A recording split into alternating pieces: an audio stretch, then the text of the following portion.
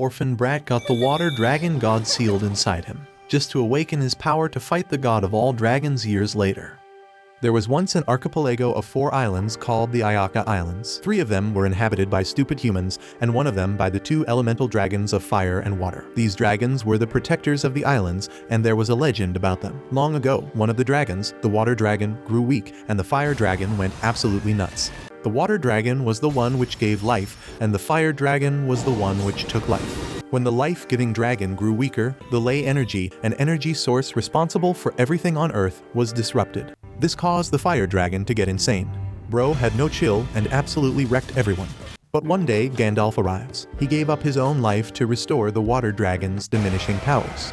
After this happened, the water was like, alright, we cool now, fire dragon bro. The balance saved the islands, returning life back into them. A brat named Yukito Yanagi lived on the 2nd island of the Aaka Islands with his father Makoto, who looks like Ace from One Piece. Yukito had an older brother named Jingi, who his father adopted as his student. Jingi was very close to Yukito when they were young, because as you can see, he hugged him. One time when they were playing together, baby Yukito held Jingi's finger and his bending powers activated. Water, suddenly, started to form around Jingi's finger, coming from Yukito's hand. It created a portable swimming pool in the shape of a ball that started to fill up around Yukito and Jingi. Jingi was confused and scared. But before anything could happen, Makoto arrived and used domain expansion to neutralize his powers. Jingi asked what happened, and Makoto told him that Yukito was special and that his water powers were very strong. Jingi was told not to tell anyone in their family, especially his older brothers, Haru and Aaka, because it was a secret. The secret was that Yukito just liked to get wet, and he's also the water dragon, he just doesn't look like one.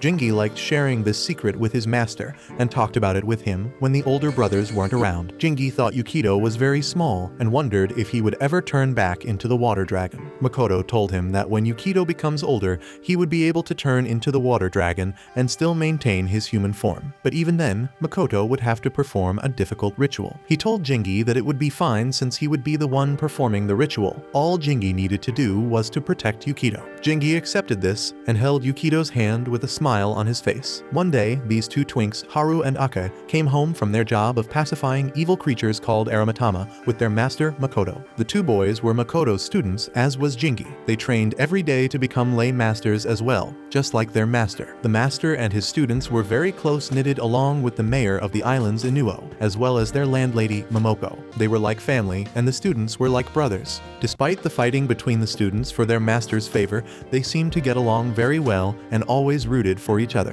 Momoko would tell them to not fight in front of Yukito because Yukito would ask questions. Haru and Aaka would then stop fighting because they wanted to set a good example for Yukito. This would make Makoto laugh and tell them that they are family, they should act like it. Afterwards, the 2 students would train and Jingi would watch them and tell them to take it easy. Haru explained to him that he wanted to take over their shrine when Makoto retires. He wanted to be strong enough to do that. Aaka asked Jingi why he wasn't training, even though he's also a student and is very strong at water-based lay mastery. Jingi replied that he was just built different and didn't need to train. But Makoto kicked him from behind and told him that he's not David Martinez. He was supposed to still train and carefully consider how to use his abilities. Jingi was unhappy with what his master had done because he was just joking. Aaka went over to his master and asked him to let Haru preside over the dragon pacifying ritual. He would help back him up and help him become the next priest of the shrine. Makoto told him, nah, bro, Haru was not ready for that yet, even when Aaka argued that they had helped perform other rituals. He told Aaka and Haru that if they continued their training, Haru, with the help of Aaka and Jingi, would become a virgin nerd, or simpler terms, a priest in a few years. Haru and Aaka promised to do their best,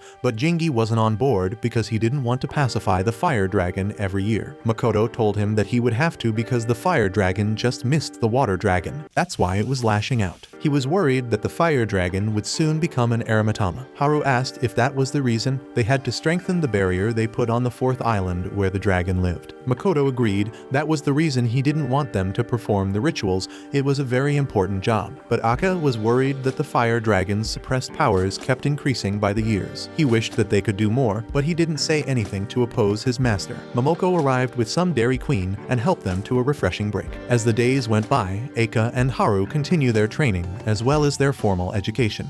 Momoko stayed at home with Yukito and cooked whatever the hell we're looking at. The brothers and their master had fun together, going on multiple quests to pacify Aramatama between the islands. Seasons came and went, and the unconventional family enjoyed every last one of them. One day, an earthquake started playing dubstep in the islands non-stop because of the fire dragon on the 4th island. Makoto decided to get the job done while his students kept everyone safe back at home. Makoto hoped that he would come back home as soon as possible. He first went to get a weapon which would help him pacify the dragon properly.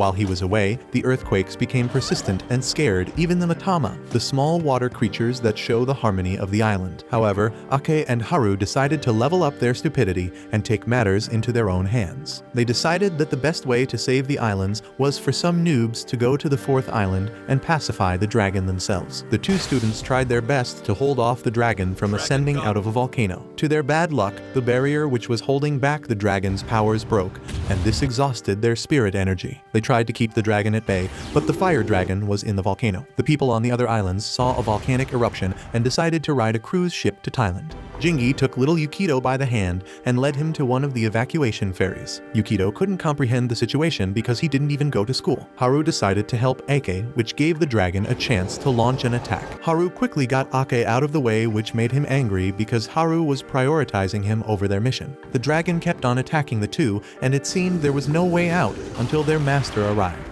He told the kids to leave it up to him and get out. Aaka wanted to help, but Haru got him out of there, which frustrated him even more. He didn't want to leave his master at the mercy of the fire dragon. Makoto realized how dire the situation was, and knew people's lives depended on him. His fight with the dragon looked like a volcanic eruption, and everyone was running for their lives. And just like Ace, Makoto died, and Aaka and Haru found him at the end of the volcano. On the day that Makoto was laid to rest, Inu discussed his will with Momoko. In his will, Makoto had instructed them to take Yukito to the mainland to live there and cut ties with him until the age of 15. The two of them couldn't understand Makoto's decision and didn't want to leave the poor boy alone after his father's tragedy. However, Jingi asked them to trust his master and do as Makoto wanted. The two were left with no other choice but to follow his will because they also trusted his judgment. Jingi didn't understand his master's reasons as well, but he knew it was because Yukito was the sleeping water dragon. He wondered what would happen to Yukito if he grew older in the mainland all by himself. At some point, Yukito would need the special ritual that Makoto wanted to perform to turn him into the water dragon.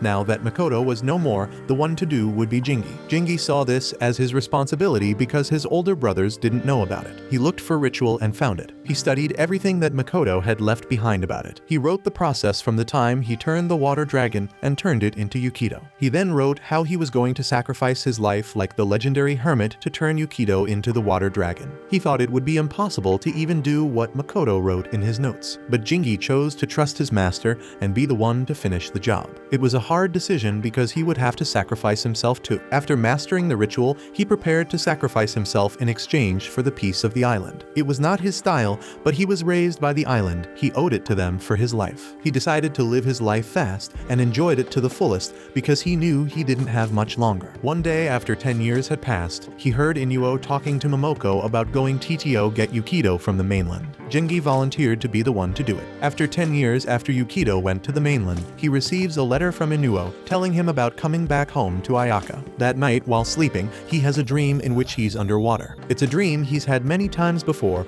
but it doesn't surprise him anymore. He has come to like the dream because it makes him feel peaceful. He even prefers being there rather than the real world where he would have to interact with people. Suddenly, a hand reaches for him and pulls him out of the water. This wakes him up, and he finds that the room is shaking violently before abruptly stopping. The next day, Yukito graduates and has moved out of his foster home and go back to Ayaka. When one of his teachers asks him if he's okay with going back to Ayaka, he tells her that it doesn't make any difference in his life. Even though he lived his whole life in foster homes, his life was not hard and people treated him fine. However, he still blames himself for his loneliness because he's a lonely nerd otaku and all anime protagonists are like that. As he's walking, he sees some students watching an older Jingi downing some beers at the school's entrance. When Jingi spots him coming, he breathes in front of him, but Yukito doesn't seem to know who he is because he's wearing glasses. This leaves Jingi confused because he's sure that it's him. Yukito tries to ignore him and walk away, but Jingi doesn't give up. He follows him out of the school, which becomes annoying. Jingi then gets an idea and pushes Yukito off a bridge, sending him into the Shadow Realm. Yukito is shocked and confused because he doesn't know how to swim. He panics because his school uniform is too heavy for him to swim. At that moment, his eyes glow as a power overcomes him, and he starts to spin in the water. He becomes worried because he remembers something similar happening when he was young. Jingi sees this and confirms that he is Yukito. He casts a spell which stops him from spinning while ascending to the surface. Yukito is surprised by the outcome, but Jingi casts another spell which transports Yukito into his bag and then takes him to Brazil. When Yukito wakes up, he finds himself in the middle of the Pacific Ocean instead. He's confused by his surroundings and demands to know what's going on.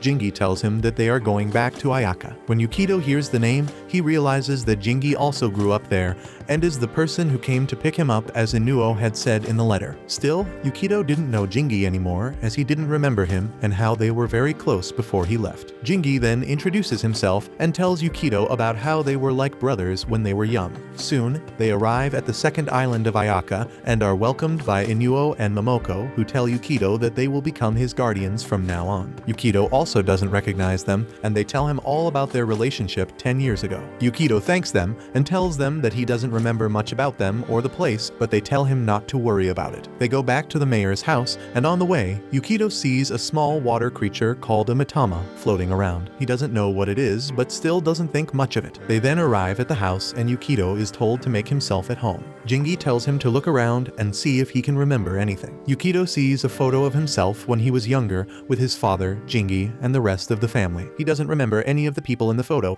not even his father, and is surprised to see someone photoshopped his face in there. The others tell him what kind of person his father was and what he did for work as a lay master. Yukito realizes that he too has powers that he can't explain and thinks that he must have taken after his father. Jingi tells him that all he needs to do is to practice how to use the power he has, and he'll understand it. When Yukito asks about his mother, he's told that they don't know her because his father just showed up with him without any explanation. It's not what Yukito wants to hear, but it's the only thing they know. Inuo apologizes because it must have been hard for Yukito to be alone all these years when he has a home. Yukito then inquires why he was asked to come back anyways, and Inuo confesses that it's what his father wanted. They were the instructions that he left behind, but they don't know the reasons behind it. Inuo apologizes for this and asks to make it up to Yukito by giving him a place to live. Yukito decides to accept this because even though the situation is confusing, what's done is done. He goes to his room and Jingi follows him there because Jingi is worried about him. He feels like Yukito became a bit cold and closed off, unlike when he was a child. He asks why that is, and Yukito tells him about the time he was in foster care. One day, he went to the river with some kids. One of the kids called him an orphaned monkey, which made him angry. Because of his anger, he unleashed his power, which caused the water in the river to flow up and attack the kid. The kid was tapped in midair, and this strange power scared Yukito. He takes a nap after making the kid dance underwater. It kept happening over and again, which made him stay away from people. This helped keep his emotions in check and stop hurting people. When he's done talking, he sees that Jingi was watching an anime recap, and this frustrates him, so he storms out of the room to cool off. He tries to calm down, but he thinks he's Goku doing an instant teleportation. He doesn't understand why he has to interact with people again when he tried so hard to avoid it. Right then, a matama appears and Yukito notices. It seems like it's boiling and in pain. This is something unusual because they usually look friendly and cute. It falls into a river nearby, causing the water to bust a nut. A mask-like face with a red light emitting from its eye appears. It tries to attack Yukito, but Jingi arrives and gets Yukito out of the way while the creature fully develops its body. Jingi tells Yukito that this is an Aramatama, which is a matama that is attracted to main characters and becomes corrupt. Because Yukito was frustrated, the matama became corrupted by his negative emotion and transformed into this badly animated CGI. Yukito doesn't know what to do, but Jingi tells him to sit back and watch his domain expansion. The Aramatama forms 5 energy spheres to launch at them. Jingi activates his power of throwing hands and punches the creature before before it can do anything. This breaks it up into bits of water splashes, but doesn't defeat it. When Jingi notices he failed, he decides to push Yukito into its water stomach to rile him up. This frustrates Yukito so much that his powers suddenly activate and he causes the Eramitama to explode. However, his frustration also causes the water around him to attack Jingi. Luckily, Jingi nullifies the attack easily. Yukito is amazed by Jingi, but also scared that he ended up attacking him unintentionally. Jingi tells him not to be scared of his powers so much because his problem is his lack of control over them. Yukito doesn't think he can do it,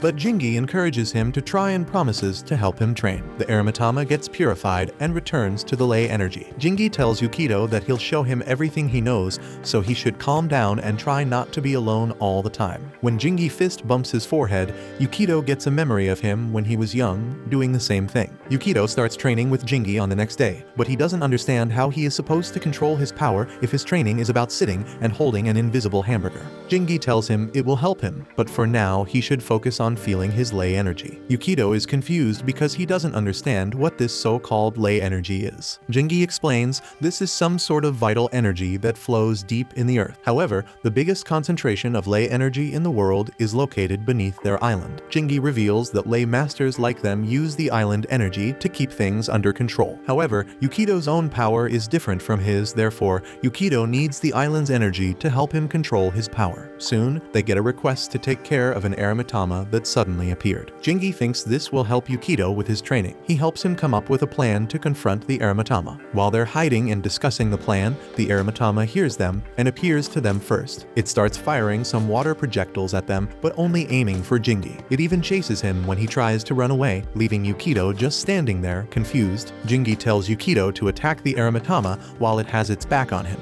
Yukito uses a spell which helps him hit the monster on the back and exhaust it, but not quite defeat it. When the Eramitama is down, Jingi uses his ultimate to finish it off. This causes it to crumble down, leaving behind a puddle and some cans of beer which it had collected. However, the Eramitama gets back up because Jingi failed to completely defeat it. He tries to command it, but it doesn't take his orders. It attacks him again. Jingi tries to run away, but it hits him with a water projectile, causing him to fall. He tries to talk it out of it, but this doesn't help him at all. He asks Yukito to do something, but Yukito doesn't know what to do. But he tries to think of a way to help. At that moment, Haru appears and uses his virgin energy to suck the Eramitama into a whirlwind and purifies it. He comes down to reprimand Jingi for drinking so much and wants him to stop, but Jingi isn't going to do that anytime soon. He enjoys it. Yukito thanks Haru for helping save their lives. Haru turns to look at him and becomes happy to see him. He lifts him up into the air because he likes little boys now. Yukito is stunned by this action because he doesn't remember Haru. When Jingi tells Haru this and that he's scaring Yukito, he finally puts him down. He introduces himself to Yukito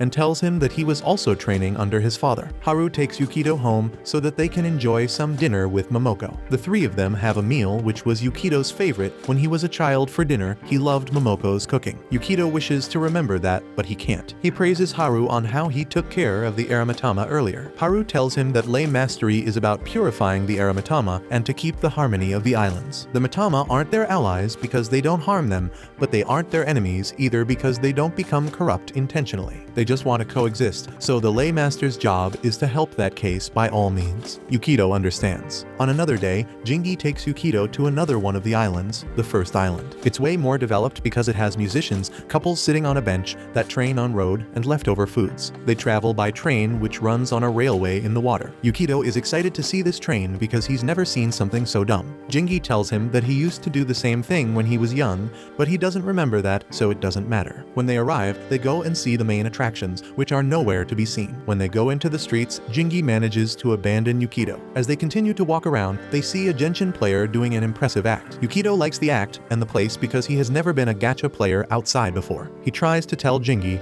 but finds that he has abandoned him once again. While looking around for him, Yukito sees that the crowd around the clown is screaming in terror. The ball the clown was using as part of his act turns into an Eramitama. Yukito realizes the danger of the situation and tries to hump the clown before the Eramitama can attack. He feels that he must deal with the situation as the people around run away from there. He's the only one who can do it because this is his anime and he's the main character. He faces the monster and tries to channel his power to come forth and fight. The Eramitama goes to attack him, but it gets stopped by another man in a suit. The man is Aaka, who uses the second amendment to take out the Eramitama, surprising Yukito. Aaka tells him that there are more Eramitama which are escaping the barrier set, to prevent them from coming out. Despite this, Aaka seems happy to see Yukito even after so long, just like everyone else. He takes him along while they talk about the past, and he introduces himself as one of Yukito's father's old students. He comments on how different Yukito is to his father, which is what everyone has been saying since he came back. Yukito wonders how a lay master is taking care of the Eramitama by using a pistol. Aaka explains it's just like how the forefathers intended. Yukito is surprised that there's a different method to doing the job and wonders how that works. Right then, Aaka invites him inside a building in which he has a business, a lounge. When they enter, Jingi greets them from behind the counter. Yukito gets annoyed to see him because he left him in the middle of the street. After Yukito and Aaka take a seat, Yukito begins to ask Aaka some questions. When he saw Haru purify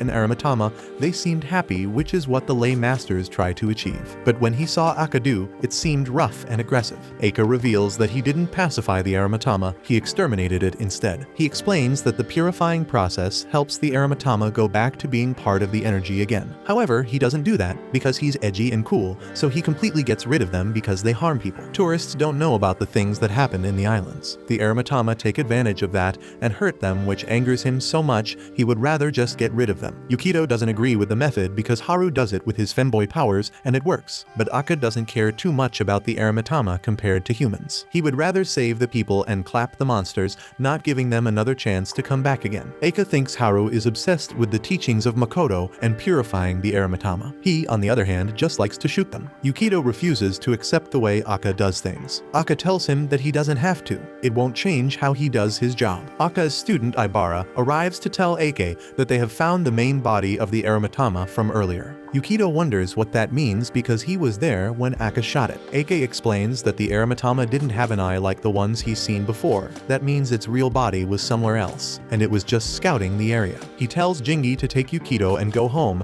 and tells Yukito that he's always welcome to return to the lounge. He leaves with Ibara. Jingi and Yukito walk back to the train home. Yukito asks Jingi what kind of company Aaka works for. Jingi replies that it's a company that shoots first and asks questions later. Yukito asks what Jingi thinks about this, especially their methods of dealing with these incidents. Jingi thinks they are doing a good job, but that's not what Yukito wants to hear. Jingi explains that because of the increase in tourism to the islands, many Eramitama have been appearing due to the energy the tourists bring from outside. Despite it not being their intention, they disrupt the harmonious energy of the islands. They end up getting hurt by the Eramitama, and Aaka acts accordingly. As much as one would want to do the right thing every time, the Eramitama and Mitama can't be measured by human standards. Sometimes you get hurt trying to deal with them, and they won't sympathize with you like a human being would. Yukito asks what Haru thinks about Aaka's methods. Jingi replies that he doesn't think very highly of them, but warns him not to mention either of them to the other because of their history. Yukito wonders why, because he thought they were both his father's students and that they were brothers. Jingi doesn't tell him anything further. He leaves him behind because he forgot his allowance at Aaka's place. He tells him to head home first while he runs back to Aaka's. Yukito leaves because he's been abandoned by Jingi before. It's no big deal at this point. As he's walking and thinking about how he sees himself in the Eramitama, the ground suddenly shakes and he hears a loud growl. People started appearing just to create a scene of panic. Yukito runs in the direction of it all so that he can find out what's happening. He meets one of the members of Aaka's company, Makita, and reveals to him that he's also a lay master to be let through. He goes to confront the Eramitama there and thinks about how Aaka told him that the Eramitama won't hesitate to hurt people. Yukito thinks about how he can try to purify it. He uses his powers to cast a purifying spell. Unfortunately, his spell isn't strong enough and his powers doesn't work on motorcycles. At that moment, Aaka's security team uses the American firepower at the monster and Jingi arrives to get Yukito out of there in time. The team continues to fire, but the Eramitama remains unaffected still. Jingi wonders what Aaka's plan is if they can't bring down the Eramitama. Before the team runs out of ammunition, Aaka arrives and prepares to take care of the situation by farting using his hand. He faces the creature and unleashes his Chidori, which has a dark aura around it. After casting a spell, he starts to transform and grunts as if in pain.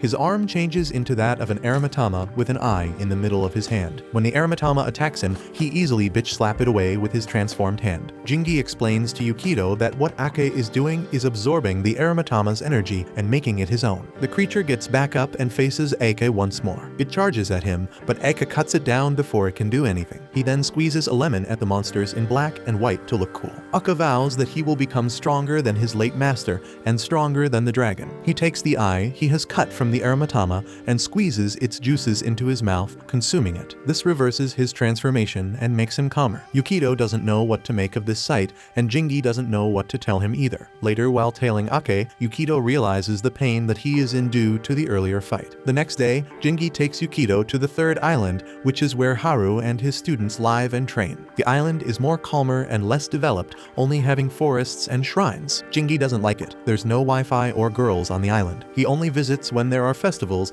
and now he only came because Yukito begged him to. Yukito was hoping to meet Haru and maybe become friends with his students. The two get welcomed by the students, Chatero and Yako, who Jingi doesn't like very much. They also don't really like him because of his character. They lead him and Yukito up to a shrine which is dedicated to the dragons in the fourth island. When Yukito questions further, they tell him where the dragons live and show him the island which is visible from there. Because the dragons went on a rampage a long time ago, the shrine was built to pacify them. They tell Yukito the recent history that the dragons made and how that was the reason his father died. Yukito remembers that Aaka also mentioned wanting to become stronger than a dragon before. Now he knows that it's the fire dragon he was referring to. He gets a memory of some sort where he thinks he has met a dragon before, but he sees nothing except for water in the memory. He's suddenly jolted back to reality when Jingi bothers the students to have a drink with him. As Jingi is forcefully dragging them away to have a drink, Haru arrives. He welcomes Yukito to the shrine and takes him to the archives. Inside, Haru offers him some fentanyl to make him feel at ease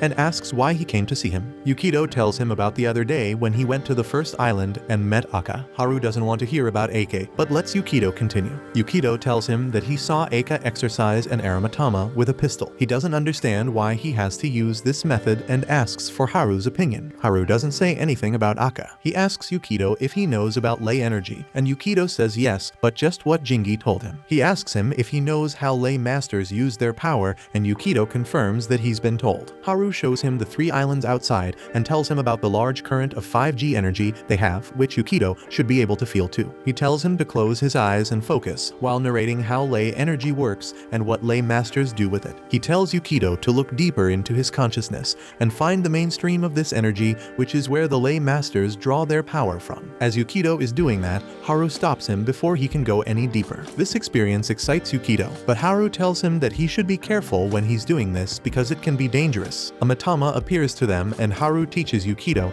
that the Matama are made from the same ley energy and are harmless but can turn into Aramatama if the place becomes tainted. He reiterates that the jobs of ley masters is to purify these creatures and return them to the mainstream. Yukito replies by telling him that Aaka ate an eye of the Eramatama he exercised to become stronger. But Haru knows all about it. He tells Yukito that Aaka is also tainting himself in that way. He's becoming an Eramatama as well. Yukito wonders why Aaka is doing this awful thing just for power. As the days go by, Jingi continues to train Yukito on how to control his powers. Yukito seems to know how to draw the energy but not to control it. During his training, he tries acting like he's Gojo and falls down. It's just an earthquake which shakes the 4 islands. Jingi tells him that he shouldn't be scared by a mere earthquake and lose focus like that. He needs to train more. The next day, another earthquake happens which prompts Jingi to invite Yukito to his late master's grave. When they get to the grave, Jingi sits down and drinks some of the alcohol. Yukito doesn't understand why they have to pay respects to his father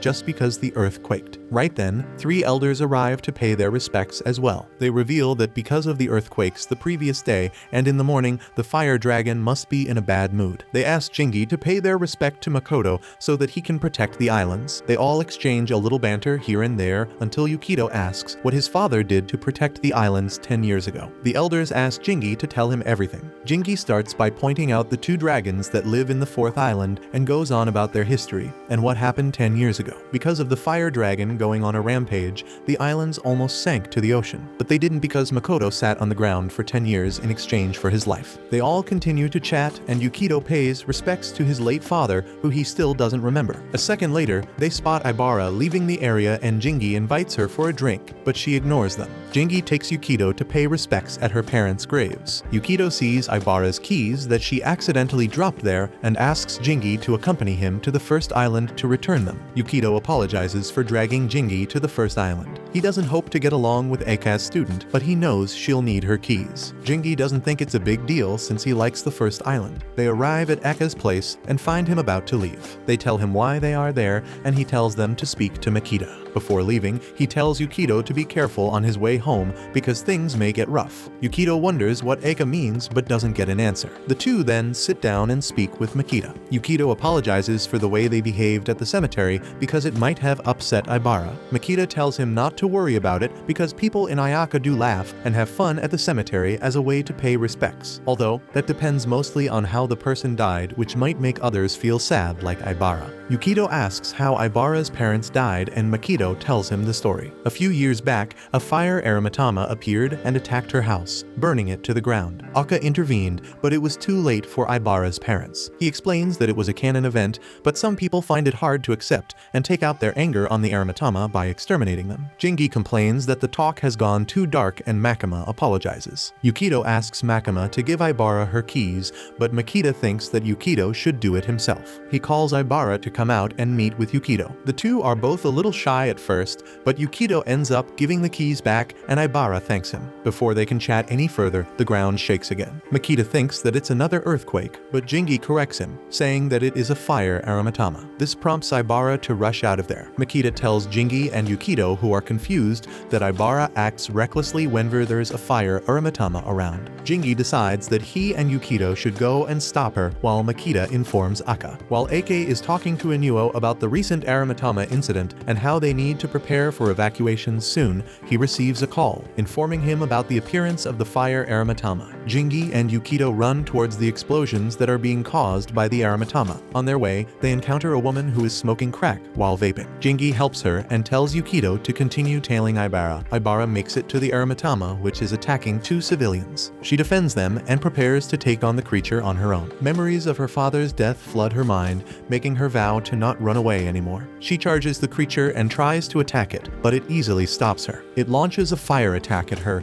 but Yukito arrives in time to block it, making Aibara remember how Aaka defended her the same way. The aromatama doesn't stop blasting them with fire, but Yukito keeps up the barrier he's created with water. He uses a spell to attack the monster, and although it's effective, it's not enough to take it down. Yukito asks Aibara to run away as Chatero and Yako come to them. The aromatama blasts them with another fire attack that gets blocked by Yukito's shield, but only slightly. Yukito tells the others to run away because the aromatama is too powerful for them to handle. Aibara refuses to do that because if they run away, the aromatama will chase them. This could bring harm to the people in the island if they ever get caught in the fight. She tells them that she can handle it on her own and goes to face it alone. She manages to land a strike on the creature using her power of lightning and asks Yukito to help back her. Yukito creates a bigger barrier to wash the aromatama in water and extinguish its fire. It works initially, but the creature is still standing now. They have to do it again. Yukito is worried that they won't win against it, but they're lay masters. It's their job to do this. He asks Chatero and Yako to help as well, and all of them bombard the creature with attack after another. However, this is still not enough to take the aromatama down. The group has to do it again and again, using wind, water, and lightning to overwhelm it until they manage to successfully purify it. They celebrate their win, but that's short-lived when 3 fire rocks approach from the 4th island and fall next to them. The rocks quickly turn into aromatama, which immediately attack them with fire. Luckily, Yukito acts fast and forms a water barrier around him and the others to protect themselves. He becomes exhausted almost immediately, though, and the barrier comes undone. Aibara devises that she acts as a decoy while the others run because there's no other way. But before they can run, one aromatama creates a fire barrier around them, blocking any way of escape and forcing them to fight. Yukito knows that the aromatama are too strong, but he wants to protect everyone and promises to not let them die. His eyes glow as his power surges, but they stop when Haru appears and takes care of the aromatama currently attacking them. Aaka also appears and takes care of another one, and the two of them take care of the third one together yet not completely getting rid of it. While they check on their students, the third Eramatama gets back up, which makes Aaka a bit happy. He goes to take the eye of the Eramatama that he shot to try and consume it, but Haru purifies it immediately. This angers Aaka, and Haru asks him what Makoto would think if he saw him using black magic. Aaka is sick of this question because Makoto died as a result of their weakness. He wants to avenge him and doesn't want Haru to stand in his way. As they argue, the third Eramatama prepares to launch an attack at them. Before it can do that though, Haru uses his wind power to destroy some parts of it, and Aaka shoots it in the eye. When the eye falls down, Aaka runs to grab it, but when Haru sees this, he pushes him out of the way with the wind. This angers Aaka because he doesn't want Haru to stand in his way. He channels his black magic, and his arm transforms. He uses it to block all of Haru's attacks. Jingi arrives and purifies the eye, while the other two masters are not looking, risking infuriating Aaka more. Jingi expresses his disappointment in them because they're fighting in front of their students and Makoto wouldn't approve of this behavior. The two teachers realize their mistake and go to apologize to their students. Haru tells Aaka that Makoto wouldn't approve of his use of black magic, but Aaka doesn't care about what a dead man thinks. Later in the evening, Ibara sees off Yukito, Jingi, and Haru's students at the train station. They discuss the events of the day and are impressed with each other. Yukito thanks Ibara for working with him to defeat the monster and hopes to work together again. When he praises her for her courage, Ibara asks him for his number so they can stay in touch. Shataro and Yako also wish to stay in touch with Ibara, but because of the issues between their masters, they decide it's best to stay away from each other. They will still keep in contact with Yukito though, and become friends with him outside of work. In the end, the four students stay in touch with each other, ignoring the beef between their masters. When Yukito gets home that night, he asks Momoko about what happened between Aaka and Haru, and she recounts everything she knows. She says that Haru didn't tell her the details of his fight with Aaka, but he did tell her that the day they found Makoto lifeless, Aaka was never the same. He felt like he couldn't continue living in the islands anymore and reconsidered his future as a lay master. This made him and Haru fight a lot to a point where Aaka eventually decided to quit and left. He tried to return years later, but his relationship with Haru was never the same because he also decided to quit their master's teachings. The next day, Yukito is sleeping on the porch while Jingi is inside drinking. He has the dream that he usually had when he was still in the mainland. He hasn't gotten the dream in a long time though. In the dream, instead of laying afloat on the water like he always does, he turns to look below. In the deep, he sees a red light illuminating. When he looks closely, he sees the mainstream of the ley energy, which is quickly taken over by the sudden red light. The light turns out to be the eye of an Eramatama, which is trying to reach for him. This causes him to feel a drowning effect and starts struggling, which jolts him up. Jingi asks what it is, and he tells him that it's just a strange dream. Jingi sees that his eyes are glowing a bright blue, but doesn't ask about it. At that moment, Yukito gets messages from his friends inviting him to the festival in the third island. Yukito is so happy to receive such an invite because it's his first time, and after a long time of being lonely, he's happy to finally have friends to enjoy the festival with. Jingi, who peeks at his messages over his shoulder, gives him a mask which belonged to Makoto. It's customary to wear a mask at the festival, so this will suit him nicely. The night of the festival arrives and Jingi takes Yukito there. Yukito is impressed by the sight, crowd, and everything there. Later, while everyone is still enjoying the festival, the volcano on the fourth island erupts as the fire dragon has woken up once again. The people at the festival see that a disaster is about to happen and start to panic. They remember 10 years ago when things started this way. Inuo calms them down so that they can prepare to evacuate the islands before the volcano burns all of them down. Yukito is worried and asks Jingi what they're supposed to do. Jingi laughs and asks Yukito what he thinks about the islands. Yukito doesn't understand how Jingi is laughing at a time like this and asking pointless questions. He replies that he likes the islands. Jingi says that he too likes the islands and performs a teleportation spell, leaving without warning Yukito. Yukito is left stunned, not knowing what to do at all. The next day, while the islanders are evacuating, Haru arrives with his students to talk to Yukito. He tells Yukito about what's already happening, what happened 10 years ago, and why it's happening again. He tells him that 15 years ago, when the water dragon's power diminished, Makoto was the one to handle the matter. He performed a ritual to restore the water dragon's power to balance the energy. In the process, he removed the dragon from the ley energy and transformed its massive life current into a smaller one which could be nurtured. This would help the dragon regain its former power and return to the ley energy when ready. That dragon is Yukito. This is explainable by his incredible talent with ley mastery and his power despite being an amateur. It also coincides with the timeline. Haru is only suspecting though, he's not sure but wants to confirm it. He asks Yukito Yukito to place his hand against his to check. Haru uses a spell which confirms his suspicion. Yukito is the water dragon which Makoto made into his son. But since Yukito is a human boy, he will need to train tremendously for a long time to access his full power and bring peace to the islands. Another option would be to perform a new ritual to release him back to the ley energy. Haru asks Yukito to train very hard and become a healthy man so that he can, someday, become his true self. He asks his students to leave with Momoko and evacuate. He plans to go to the fourth island to do what Makoto did back then. He tells the students who wish to go with him to look to Jingi for their future studies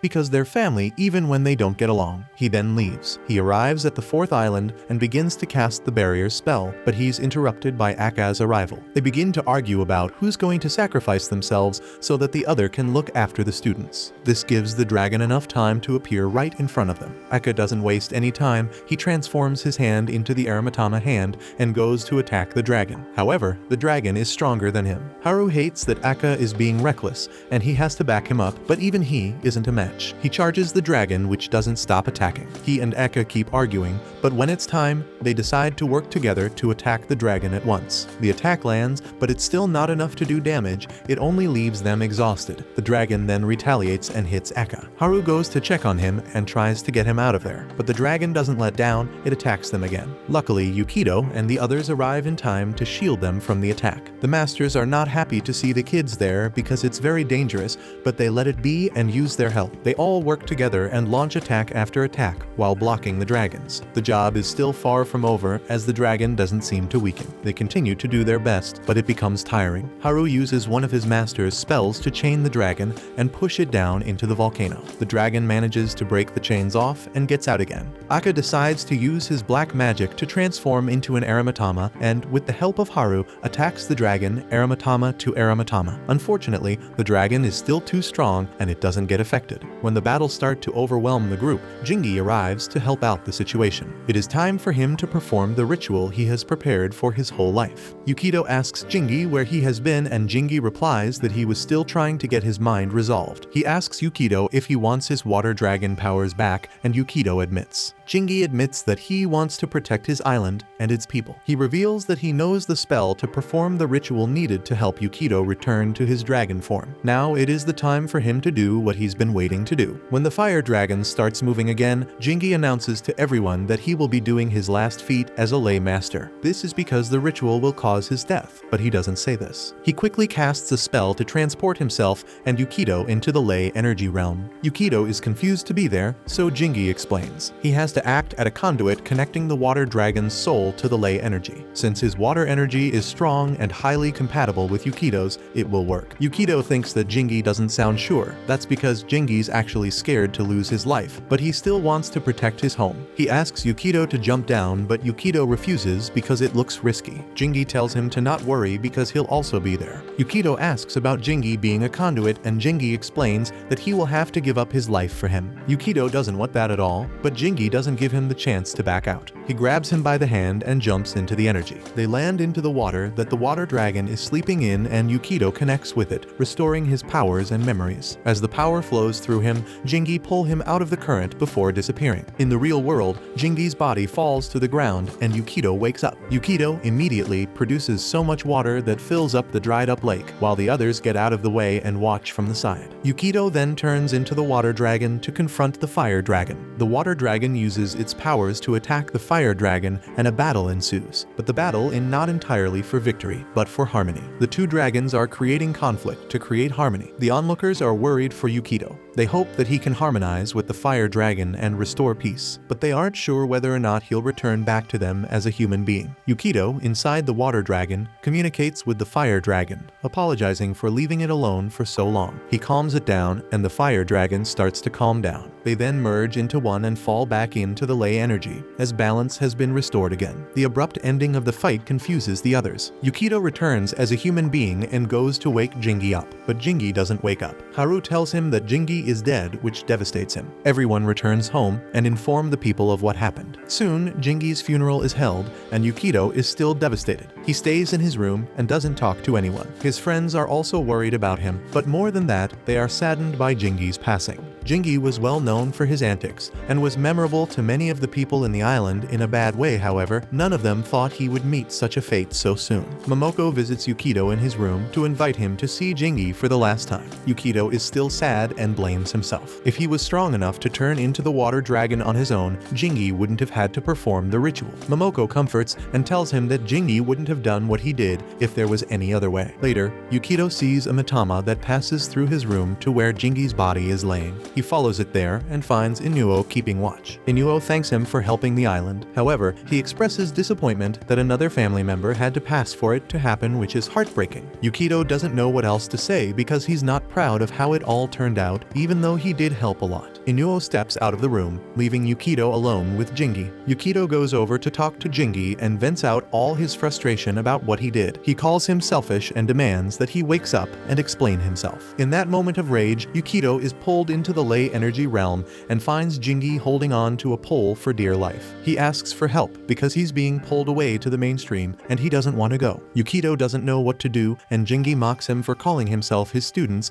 but failing to channel his power the right way. This causes Yukito to sarcastically turn away from him, prompting Jingi to apologize profusely. But at that moment, he gets pulled down by the current and Yukito is unable to stop him. Yukito then comes back to reality. He gets an idea and tells Momoko to call Haru and the others because he thinks he can still save Jingi. He runs outside and turns into the water dragon on his own. Haru, Aaka, and their students all feel it when Yukito turns into the water dragon. They don't know what he's up to, but becomes alert. In the air, Yukito imagines the energy realm and decides to go there again by diving into the volcano in the 4th island, breaking the barrier sealing it. He arrives in the ley energy and starts searching for Jingi. There is so much ley energy there that is being pulled by the current into the mainstream. Yukito doesn't think it will be easy to find Jingi's ley energy in time. However, he continues to look around. At that moment, he meets his father and recognizes him. This time, they chat for a bit. Makoto explains that for the past 10 years that Yukito was in the mainland, he's been keeping the fire dragon dormant in the ley energy. The reason he wanted Yukito to grow up in the mainland was to develop his image as a human being rather than a dragon. This would ensure that Yukito would be both a human being and a dragon. He would continue to be his son.